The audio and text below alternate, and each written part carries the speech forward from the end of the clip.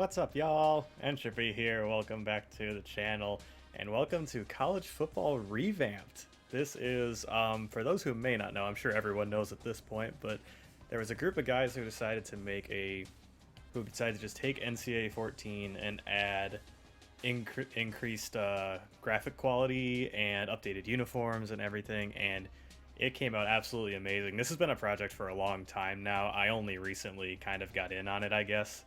I finally got a PC, and immediately this was the first thing I downloaded onto it, and it's been a lot of fun. I've enjoyed it, so shout out to the Revamped team. They knocked it out of the park with this. But as you can see, head coach Enseven Ropy has left his time at Eastern Michigan and moved on to Old Dominion to help lead the Monarchs to victory. Rain on, baby. He is hoping to continue to lead this small school from Southeast Virginia and on their quest to becoming one of the most household names in college football. Old Dominion, I think, really emerged onto the map for a lot of people, myself included, when they had that amazing game against Virginia Tech where they came out on top against them, and it was one of the most fun games I think I remember seeing. I didn't quite catch all of it, unfortunately, but it was a heck of a performance by Old Dominion. And since then, they've actually kind of been on a bit of a rise here. They've gotten invited to join the Sun Belt Conference. So with all that being said, let's meet the Monarchs. So our quarterback room is quite crowded. We've got two guys who are actually 76 overalls. So we have a bit of a quarterback battle, per se. I will probably go with DJ Mack Jr. as our starter, just because he's got a little more mobility, and he's an upperclassman with Hayden Wolf here only being a redshirt freshman. So I believe DJ Mack will be our starter, and we'll see what he can do. If he can perform like Brian Matthews did at Eastern against teams like Ball State, then I believe he'll be A-okay. But if he doesn't, I think we have a very capable backup here in Hayden Wolf. On to the running back room. Blake Watson is going to be our starter. Not a ton of speed. Actually, not a ton of speed in this entire running back room, it turns out. But I'm not going to count any of them out yet just because they don't look fast on paper. Backing him up will be redshirt sophomore Elijah Davis, who I'm sure we'll see at least a little bit of as the season progresses. I can't imagine too many of these other guys will get involved, but, you know, we'll see. We'll see how it goes, I suppose. We have no fullback. Our wide receiver room is extremely crowded. We have a lot of guys around the same overall, which is going to make the depth chart a bit of a nightmare to look at, because how do you decide between one guy and another? But our number 1 and 2 guy are Ali Jennings, a 6'2 sophomore from Richmond, Virginia, and Stone Smart, a 6'4 senior. 6'4", 232. This man here has some size to him. I imagine if we get in any contested catch scenarios, he will be our go-to target, perhaps in the red zone and things like that. Behind those two, we have a quartet of guys at 74 overall. I think the guy I will most likely be putting in that third slot is going to be this man right here, Jordan Bly. He's got 88 speed, and if you look down here, he's got good spin move, juke move. His carrying is the highest of those 4 guys, which isn't a huge thing for receivers, but at the same time, if a receiver starts fumbling, that can be a massive detriment.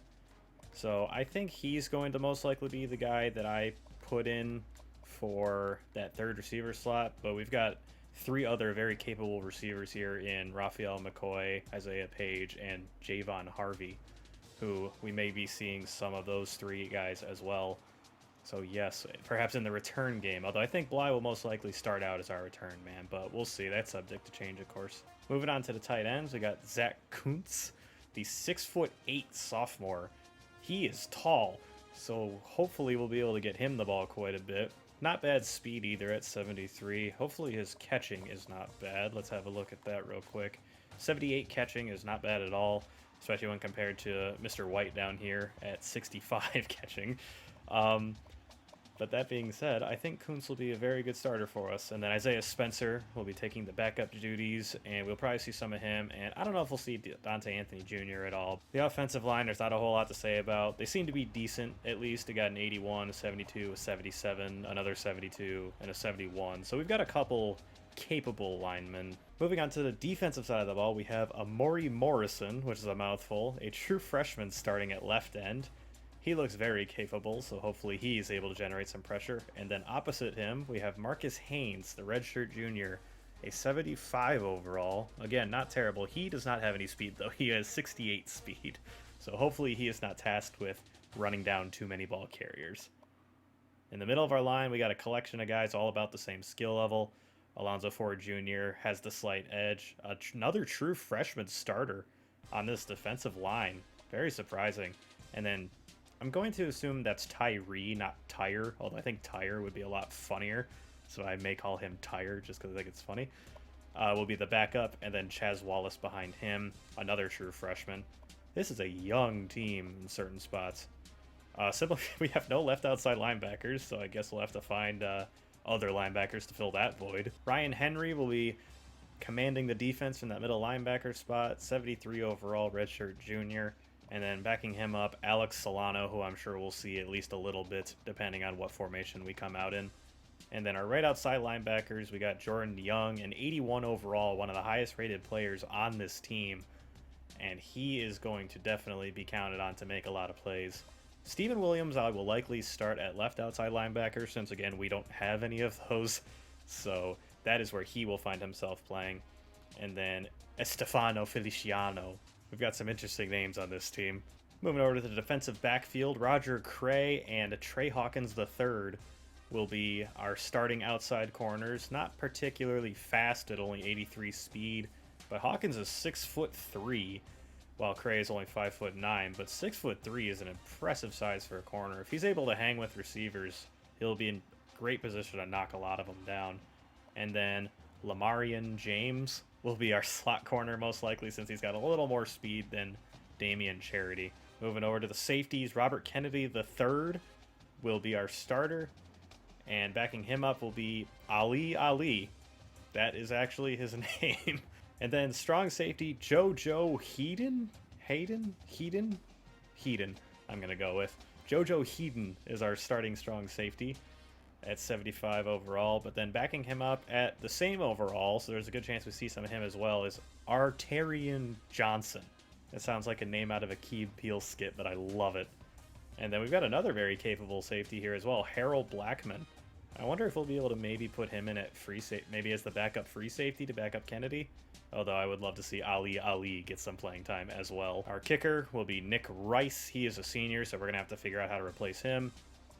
And Ethan Duane, a true freshman, will be our punter for the foreseeable future. So that's nice that I won't have to worry about recruiting one of those. So that's the team that we're going to be playing with here. Definitely got some room to grow, which I would hope so, considering we're taking over the third worst team, I think, in this game. Only above Navy and Bowling Green. Sorry to those two fan bases. But we've definitely got some room to grow, but I think we have some guys on this team that can make some plays. So that's going to be a good thing for us. Now, let's look at the schedule that I put together for us. So we're starting out against FCS Southeast, the Colonels, which I'm going to assume is supposed to be like Austin P, maybe, because I think their nickname is the Governors. And the other FCS, I know, for example, FCS Midwest is not Midwest, FCS Northwest rather, is obviously supposed to be the North Dakota State Bison, but I think they're the FCS Northwest Stampeders or something like that. So I think these teams may or may not be supposed to be based off of like real life teams, but I'm not sure. So we'll just say it's Austin P. And then we will be hosting Houston, one of the better group of 5 schools out there. And then we will be going to Virginia Tech for a bit of a rematch from, I don't remember if it was 2018 maybe, when that game I mentioned earlier happened. But I'm sure Virginia Tech would love to get some revenge on us for that one. And then we got a bye, followed by our first game of conference play. We're in Conference USA. I have updated the conferences to match this past season. I have not, for example, put Old Dominion, Marshall, and Southern Miss in the Sun Belt, even though in real life that's where they'll be playing next year. So I also did not put USC and UCLA in the Big Ten because that's ridiculous. So we will be playing in Conference USA for this series, at least until we perhaps move up to a Power 5 conference. And then we go on the road to take on number 9 Notre Dame. We'll see how that rating holds up, the ranking rather holds up, because obviously that's subject to change as the season goes on. And then we will be playing La Tech followed by a bye week, and then the rest of conference play will finish us out there until we play Western Kentucky to end the regular season. And if we do well enough, we'll play in the conference championship, maybe. Probably not, but that'd be fun.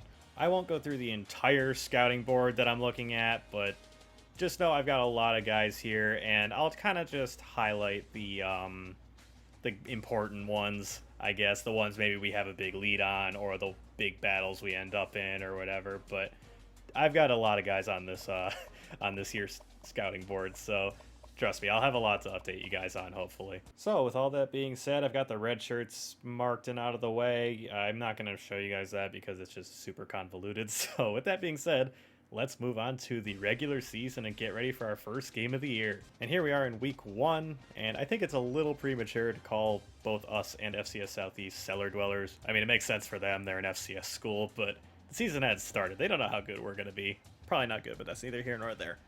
So recruiting's all done, points have been added and such, and we are ready to kick off our first game of the year.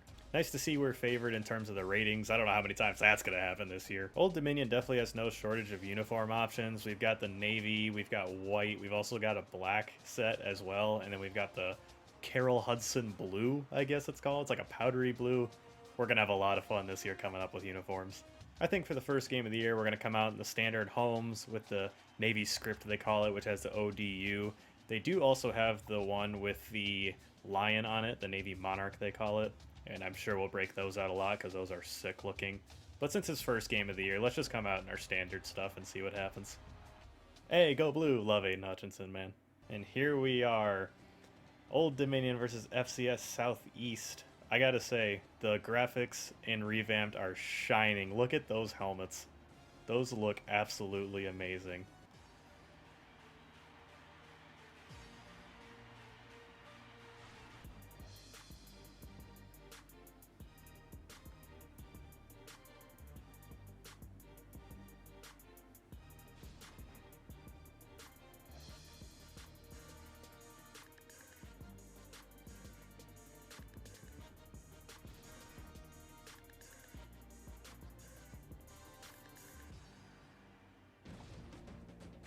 And here we are at SB Ballard Stadium, where the Old Dominion Monarchs will be taking on the FCS Southeast Colonels to kick off the 2013 technically, but we're going to call it the 2021 football season as we lose the coin toss. Not a great start.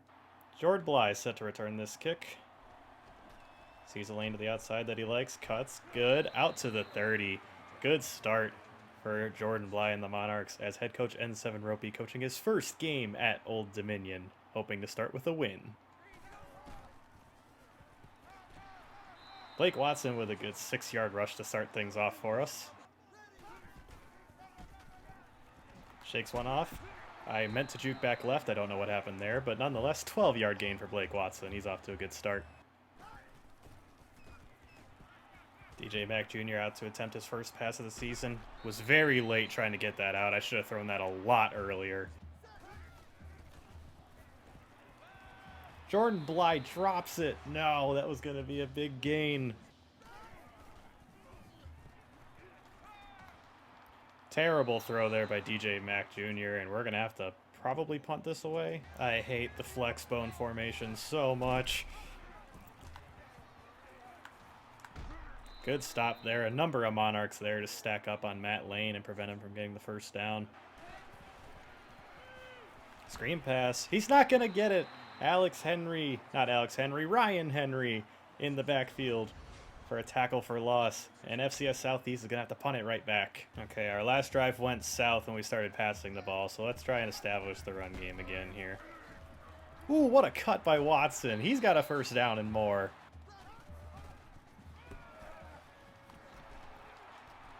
Watson again with a big run. He may not be fast, but man, he is showing out to start here. Let's see if we can surprise him with a little bit of read option action here. Mack is a very capable running quarterback. He's got some blocks, follows him a little bit, and he is inside the red zone, almost to the 10-yard line. Watson finds a hole, tries to power through, gets down inside the 5. Can he finish it off? He does! Blake Watson caps off an outstanding drive with a touchdown. We grounded and pounded our way down the field, and if that's what we have to do to win, I'm okay with that. Ooh, and he drops it! Man, he shook me so bad on that route. They are able to convert Earl Marshall, rather, with the first down conversion. Now that is a lot of bodies in this formation. I don't know who gets credit for that tackle, but I'm going to give credit to Ryan Henry again. Great job breaking that up. Counter run action. He gets caught in his own lineman and taken down in the backfield. Lamarian James. Oh no, Jordan Young was the one that brought him down. Oh, he shook a corner bad. Earl Marshall again on third down, coming up big for FCS Southeast. A fullback dive on 2nd and 7. A bold play call there. And no one is guarding that guy. Oh, what a hit. I don't know who number 20 is. I think that might be Roger Cray. Laid out the receiver. Looking to the side. He's got it. Terry Quinn barely gets a foot down. And FCS Southeast is looking to tie this game back up. Time for Old Dominion to look to respond here. Jordan Bly fields the kick again. Puts on a move. Gets free past the 35-yard line. Jordan Bly is looking great in the return game today.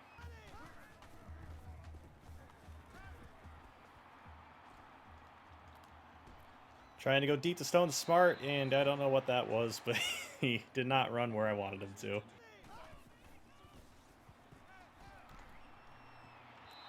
Over the middle, incomplete. DJ Mack Jr. not off to a good start. 0 for 5, and Old Dominion's going to have to punt it back again. Nearly got home on the blitz, and he's able to find Wesley Jones for 5. Quinn open in the to the right, I guess. I don't know what word I was trying to say there, but "in the" was not the right start to that phrase. Pitch play. Couple guys over there to stop it.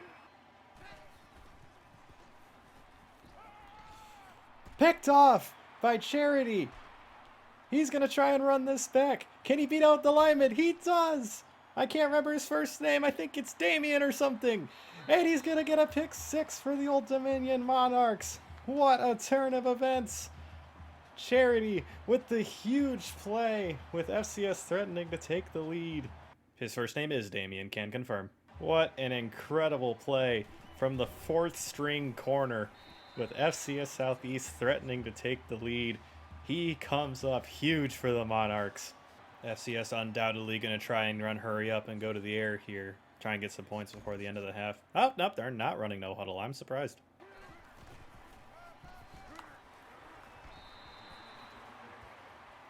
A flag on the play there. They called offsides on Jordan Young. That is unfortunate because that was about to force them into a 3rd down situation.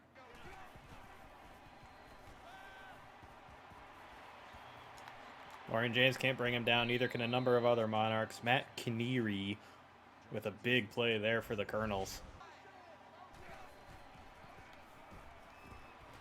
Oh, JoJo Heaton coming across the formation to knock that one free.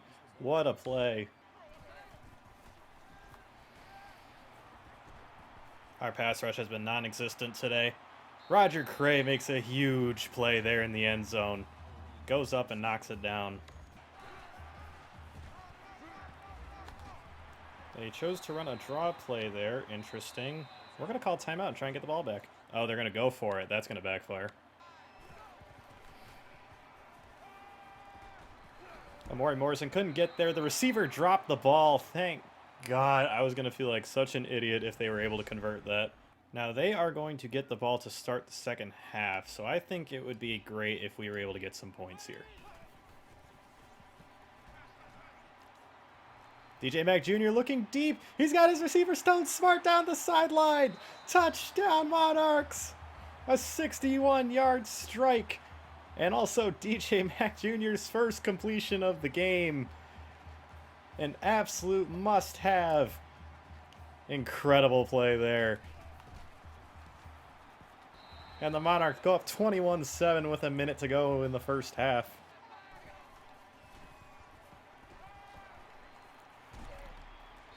Roger Cray again breaks it up there, hitting the receiver, forcing him to drop the ball. He is having an outstanding first half in the secondary. They are not showing a ton of urgency here. They may be content going into the first half and just going into the halftime rather and just getting the ball back.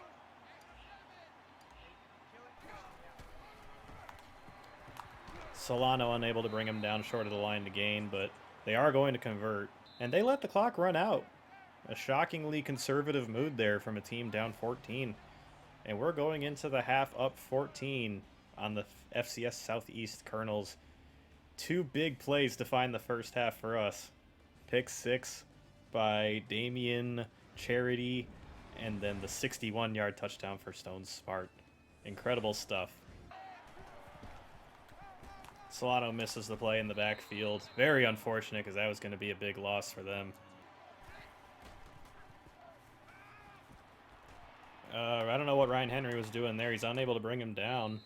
And Von Cunningham puts up a fight to get 9. Back at it with the flexbone formation. Bane of my existence. And it works for him. They get the first down.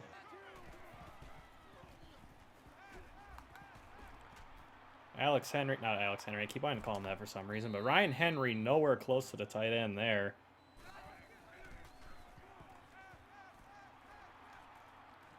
Oh no, that's a touchdown.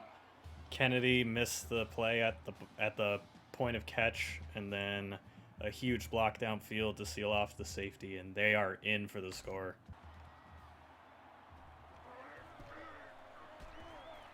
Jordan Bly's got a seam down the left sideline. He can't get him, neither can he. Jordan Bly all the way home. 101-yard kick return for a touchdown. This has been one of the craziest games I have ever played in terms of how we scored our touchdowns. Unbelievable. Oh, sorry, Joe Reed. I actually liked you a lot in college, too. What a play from Jordan Bly. I feel so bad for our defense who just had to put up with a long, grueling drive and now have to go right back out there because Jordan Bly decided to take it back for a touchdown. Are we going to get a false start here? We are. Awesome. Back him up.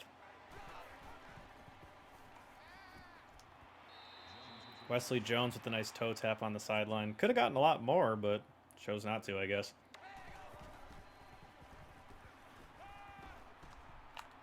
Ah, they are able to convert. Oh my gosh, friendly fire there. I don't know what this formation is. Some sort of orbit option here. Bring him back inside. It worked, whatever it was. That was weird. Lambert wants to take off with it. Solano trying to chase him down. Can't do it. And Rob Lambert somehow gets the first down. Huge play by Lamarian James to take him down in the backfield there. Fought off a number of blocks.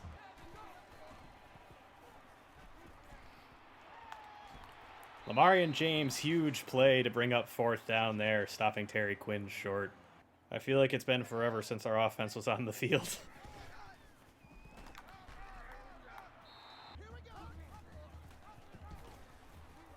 Mack Jr. keeps it himself, and he's got a lot of room to run.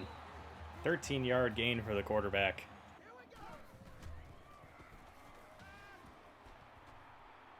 And we're going to have to throw that away. It's a darn shame. I think it was Smart again who got open deep down the middle, but I was unable to get the ball to him. Ali Jennings brings it in.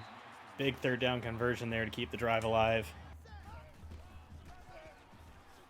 Watson bounces it outside. I wish that guy would have been blocked. He stiff arms him off anyway, but a defensive lineman comes back to bring him down. Got to roll out again. Want Jordan Bly. Can he catch it? He does, but he can't secure it.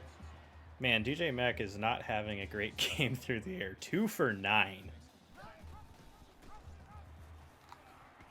Great cut there by the quarterback, and he gets the first down.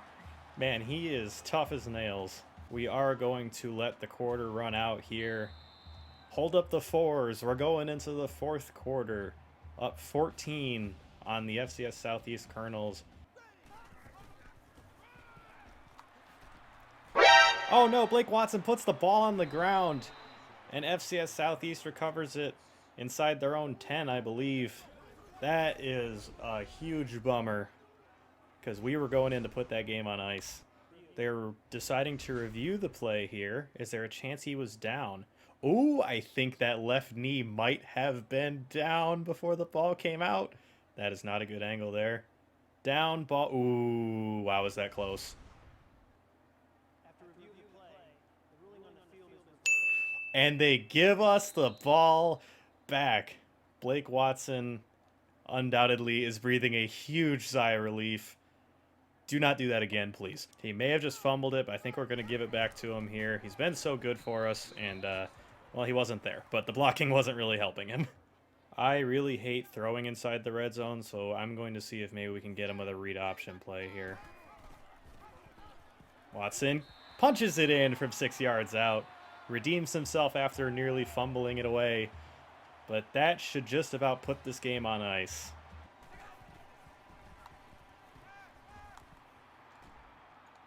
The quarterback Lambert gets away.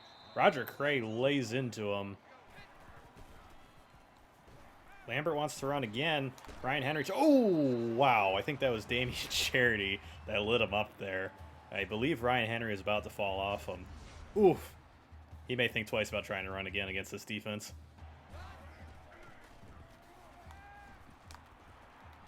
Ford almost got home. Nearly had 2 guys intercept that pass. I don't even know if we've hit the quarterback in the pocket yet. We've been close a few times, but I don't think we have.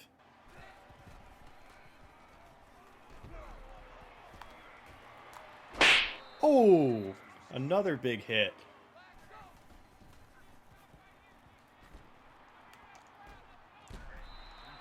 Trey Hawkins, I think is his name. Oh, he knocked it out. I just realized it was 2nd and 10. Yes, he knocked that out. Quinn on the slant. Gets 10 and then some. Ryan Henry is not great in coverage, I must say. Oh no. Tight end gets free and he's inside the 10. JoJo Heaton intercepts it at the goal line.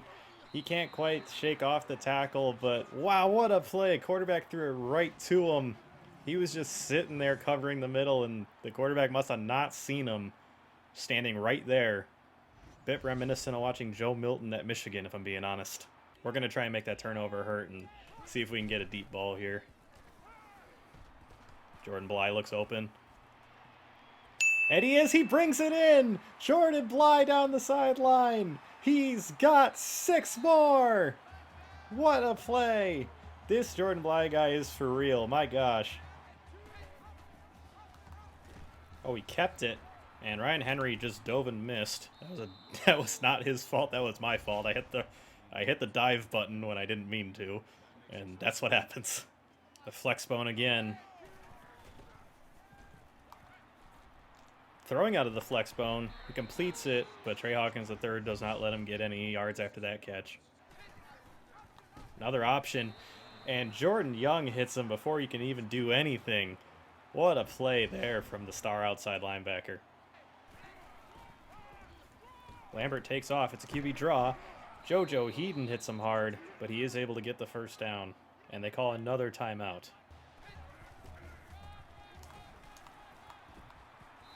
Everett fought through the Ryan Henry tackle for a while there and is able to push it out for 9 yards. Trey Kennedy, I don't know what that hit was, but the fact of the matter is he is brought down.